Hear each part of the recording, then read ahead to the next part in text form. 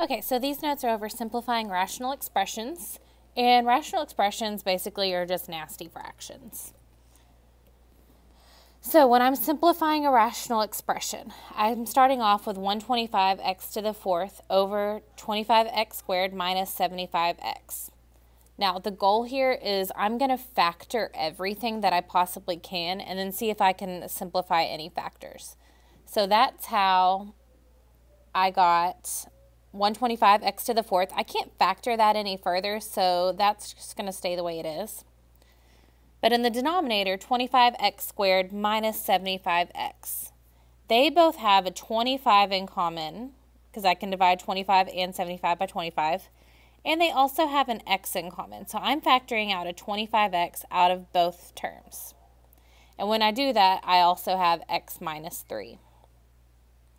Well, now, anything that is just multiplication, so there's no addition or subtraction, meaning this x minus 3, those can't be broken up. Those have to stay together.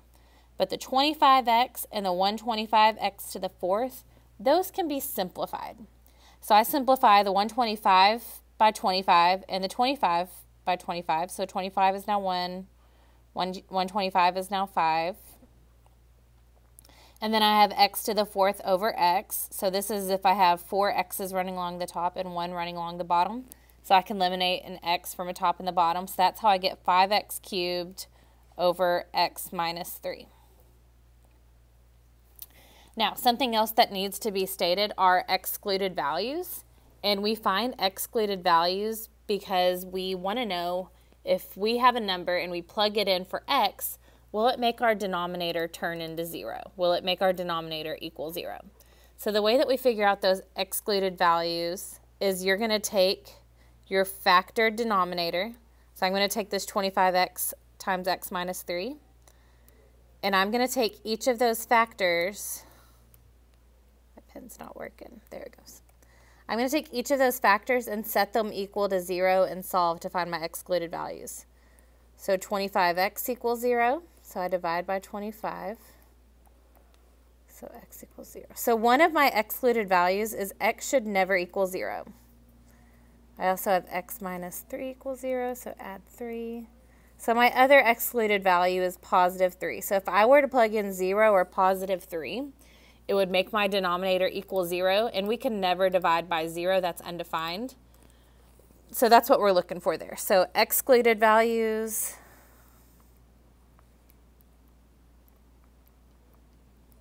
And then this is our simplified rational. So factor, simplify any factors if you can, and also find excluded values.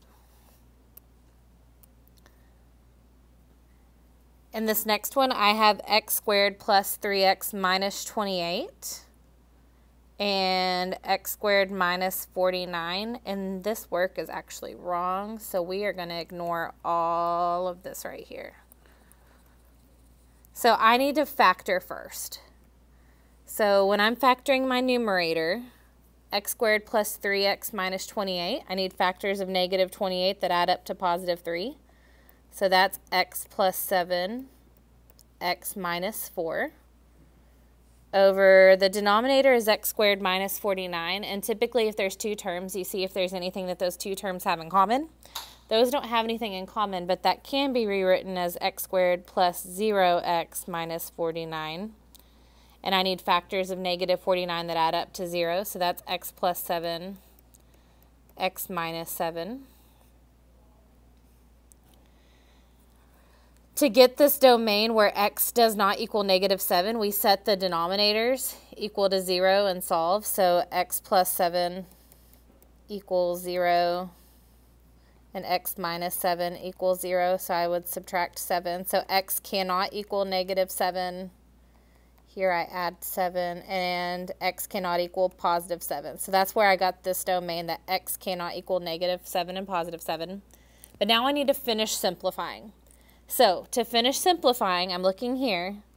If there are any identical factors in the numerator and the denominator, I can simplify them out. I have an x plus 7 in the top and the bottom, so I'm able to get rid of it, and I end up with x minus 4 over x minus 7. And I'm done. I cannot break up the x and the 4 and the x and the 7. When there is anything being added or subtracted to that variable, it's either all or nothing. You either keep the whole thing or get rid of the whole thing.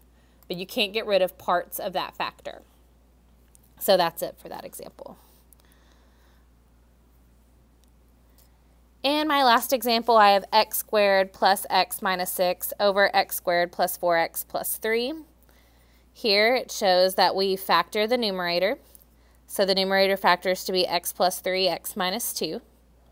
We factored the denominator, so the denominator is x plus 3, x plus 1.